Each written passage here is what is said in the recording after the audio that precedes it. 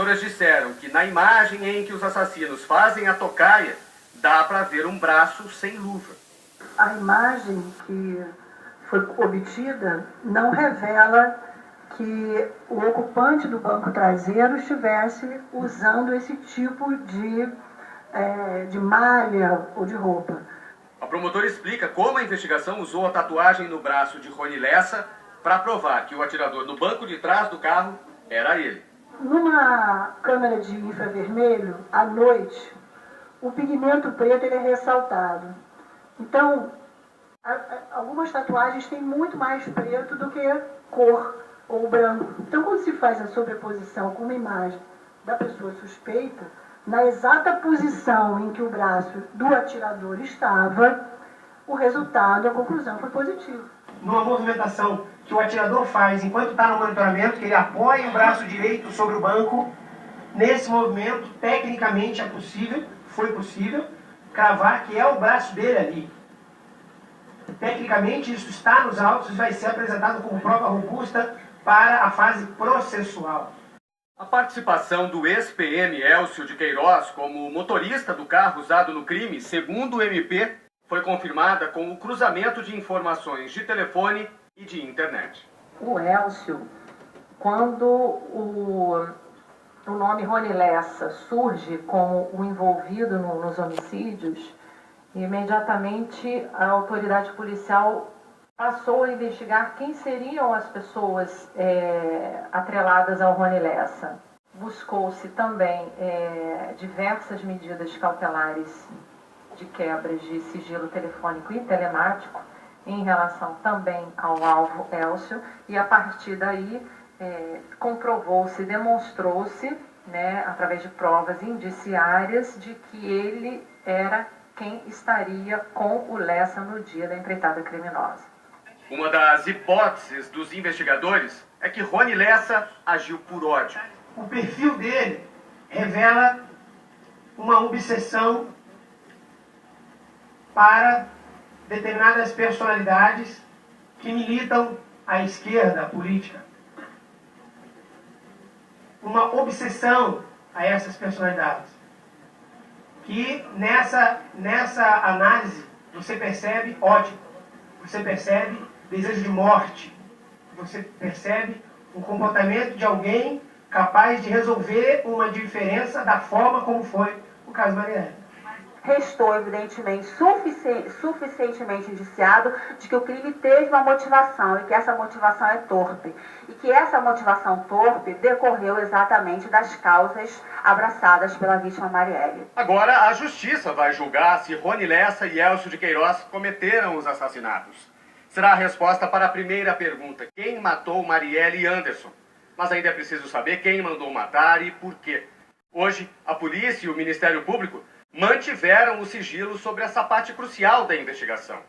Há 2 dias de o crime completar 1 ano, os investigadores disseram mais uma vez que nada está descartado. Se ele resolveu da cabeça dele, é uma hipótese, está em aberto. Se ele recebeu para fazê-lo, está em aberto. Por isso que a segunda fase é muito difícil e nós estamos com ela em curso. É possível que o crime tenha tido um mandante? É possível que não tenha tido? Também é possível. Alguma linha descartável? Não, nenhuma linha é descartada. O governador do Rio, Wilson Witzel, e o delegado Giniton Lages disseram hoje que os presos poderão fazer delação premiada. Até hoje, a investigação do caso Marielle Franco foi silenciosa e em certos momentos, confusa. Existe até um inquérito da Polícia Federal para apurar o trabalho da Polícia Civil do Rio. Anderson Gomes e Marielle Franco. Presente!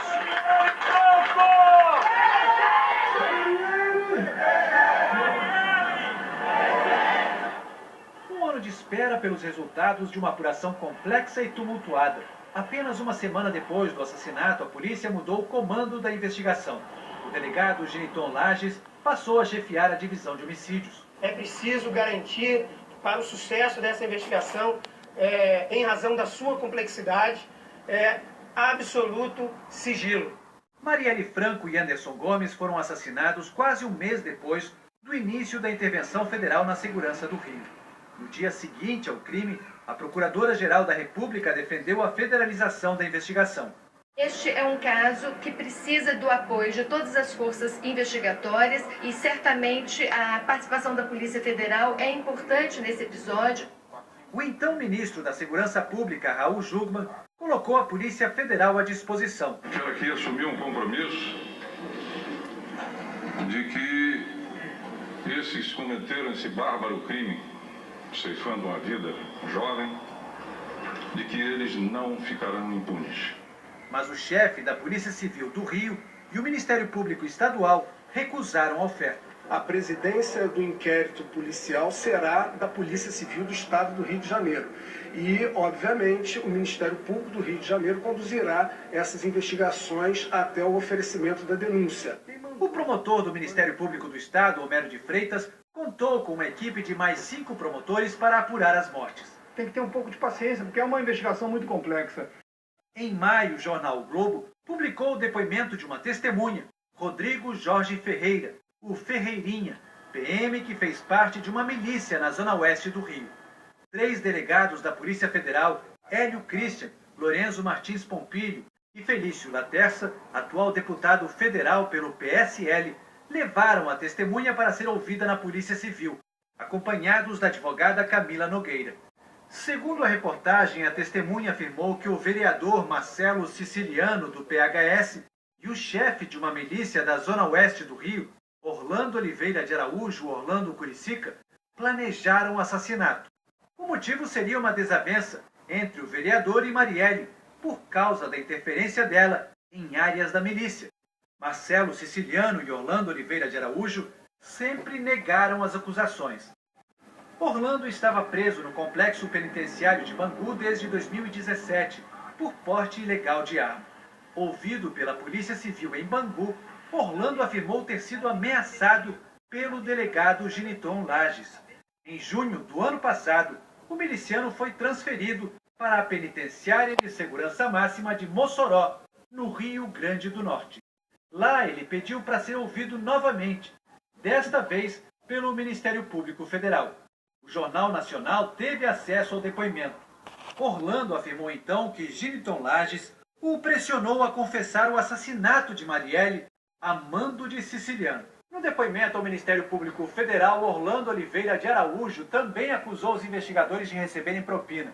A Procuradora-Geral da República, Raquel Dodge, determinou então que a Polícia Federal apurasse a atuação da Polícia Civil do Rio nessa investigação. O Jornal Nacional teve acesso a trechos deste inquérito.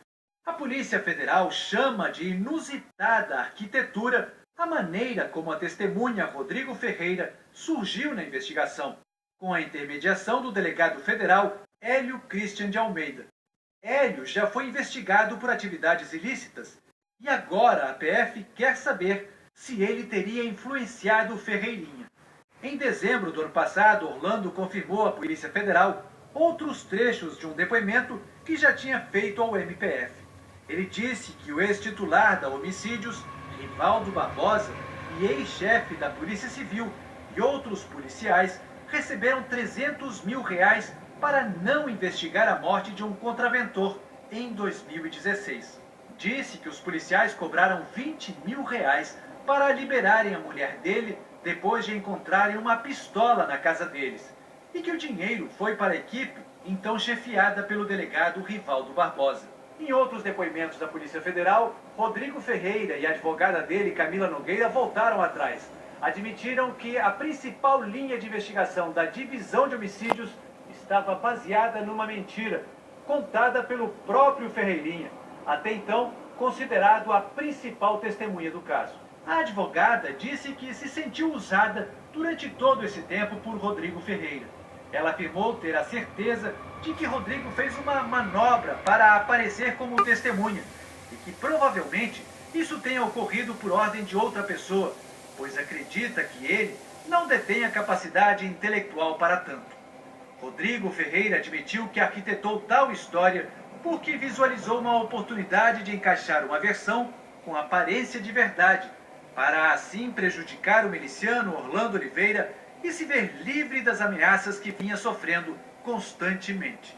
Como revelou o Jornal Nacional, a Polícia Federal também descobriu que depois de incriminar Orlando Oliveira, Rodrigo Ferreira assumiu o controle de um complexo esportivo numa área antes dominada pelo miliciano. No mês passado, a PF cumpriu mandados de busca e apreensão na cobertura do delegado Hélio Christian e na casa do conselheiro afastado do Tribunal de Contas do Estado, Domingos Brazão. Os dois têm uma estreita ligação, de acordo com a investigação da PF. Brazão foi preso em 2017 pela Lava Jato, acusado de receber propina no Tribunal de Contas. Em seu depoimento, foi acompanhado de perto por Hélio Christian. Ex-deputado estadual e ex-vereador pelo MDB, Domingos Brazão atua em várias áreas da zona oeste do Rio, dominadas por milícias, mesmo o reduto eleitoral de Marcelo Siciliano. A polícia quer saber se Domingos Brazão tem relação com o testemunho de Ferreirinha. No fim do ano, a Polícia Civil e o Ministério Público também fizeram operações para prender milicianos. As ações foram feitas com base em outros inquéritos.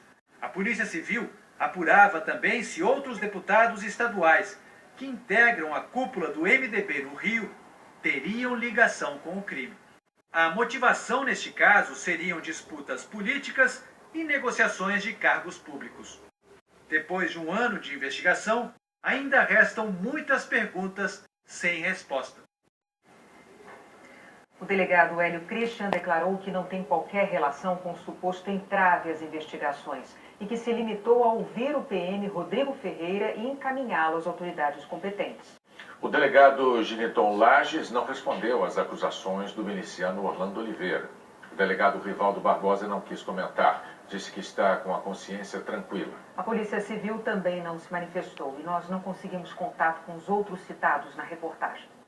Autoridades e parentes de Marielle e de Anderson cobraram a identificação dos mandantes e a motivação do crime. Para as famílias de Marielle Franco e Anderson Gomes, foi um ano de dor e espera. E eles ainda não têm a principal resposta para o crime. A pergunta crucial é quem manda, quem matou e quem mandou. Essa que é a pergunta que não dá para nos calar em hipótese nenhuma. O que eu espero é que a próxima resposta que a gente busca, que é quem mandou matar e qual a motivação desse crime, não demore um tempo parecido com esse. A prisão deles dois é só o começo, sim, é um pontapé. Tem muita coisa ainda para ser descoberta e resolvida para que ponha um ponto final também no nosso sofrimento e na situação que a gente passa. Os assassinatos da vereadora Marielle Franco e do motorista Anderson Gomes repercutiram mundialmente e geraram cobranças de que as autoridades brasileiras consigam desvendar o crime e punir os culpados. O anúncio hoje da prisão dos executores ganhou destaque entre políticos e instituições. A Anistia Internacional no Brasil defende a criação de uma comissão independente para acompanhar as investigações. A Human Rights Watch, ONG que defende os direitos humanos, afirmou que permanece o desafio da polícia e do Ministério Público de identificar os mandantes do assassinato e o porquê. O deputado federal Marcelo Freixo, do PSOL, que trabalhou com Marielle na Assembleia Legislativa do Rio, criticou a divisão de homicídios por não ter investigado antes o sargento reformado Rony Lessa e o ex-PM Elcio de Queiroz, apontados como matadores profissionais. Ele não acredita que os dois tenham agido por conta própria. Muito importante para o país saber quem mandou matar Marielle. Qual o objetivo político? Qual a motivação que existiu para matar Marielle? Este é um crime contra a democracia. O ministro da Justiça, Sérgio Moro, destacou a participação da Polícia Federal nas investigações. Certamente essa investigação da Polícia Federal contribuiu bastante e está contribuindo para que se chegue a um melhor resultado investigatório. Nesse caso, é um crime que tem que ser investigado por completo e os responsáveis levados à justiça. O presidente Jair Bolsonaro também comentou as prisões. Possível que tenha um mandante, né? Porque eu conheci a Marielle depois que ela foi assassinada. Não conhecia ela, apesar de ela ser vereadora lá com meu filho no Rio de Janeiro. Tá? Eu também estou interessado em saber quem mandou me matar. Espero que realmente a apuração, né, tenha chegado de fato a esse que... se é que foram os executores, e o mais importante, como você bem disse, quem mandou matar. Para a família de Marielle, solucionar o crime é uma vitória para o país. se eles tiverem intenção de calar a Marielle, eles conseguiram. Mas não conseguiram calar nós que ficamos aqui para defender o legado de Marielle e tentar que outras pessoas não sofram o que a minha filha e o Anderson sofreram, que foi a perda da vida em defender os direitos humanos.